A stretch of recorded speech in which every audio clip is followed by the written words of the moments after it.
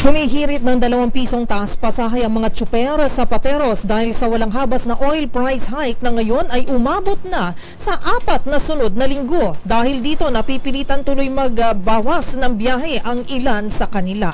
Tutukan natin ang report ni Giselle Ricafort. Humihirit ng 2 pisong taas pasahe ang ilang jeepney driver sa Pateros dahil sa walang puknat na taas presyo sa mga produktong petrolyo. Ayon sa mga nakapanayam nating tsuper, talong-talo sila sa sobrang mahal ng krudo na sumipang muli ng 65 centavos kada litro sa ika-4 na linggo ngayong araw. Presyuhan ng krudo? Oo naman po. Kahit mga 2 piso, gano'n. 2 piso? Oo. Para hindi naman po tayo lugi sa diesel. Natatalo po, ano? Opo. Kasi kada ikot yan, kaya ng diesel po yan eh. Kagabi nag-diesel ako, nasa 700. Ang nauwi ko, nasa 650. Halos ano lang.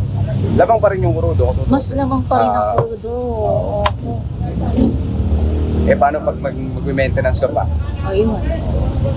Kaya yun lang po. Talagang sana naman maano ng gobyerno. Makita nila.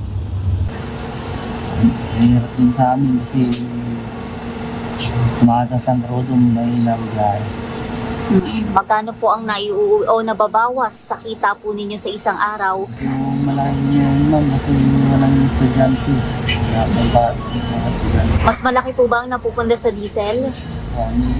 Ilan sa kanila ang nagbabawas na lang ng biyahe sa isang araw dahil mas malaki raw ang gastos nila sa diesel kaysa naiuuwi sa kani-kanilang pamilya.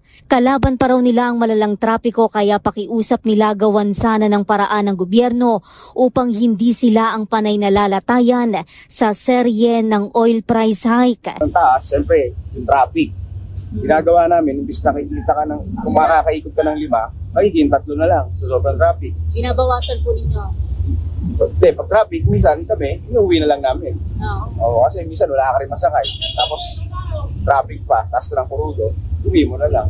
So parang ang ginagawa po ninyo, kapag ganitong sunod-sunod din yung taas presyo, nagbabawas talaga din kayo ng biyahe? Kasi talo rin kayo sa traffic eh. Oo. Sabi ng Department of Energy, bunsod ang taas presyo ng geopolitical tension sa Middle East, malaking withdrawal sa Amerika at pagtayang sisipa ang summer fuel demand.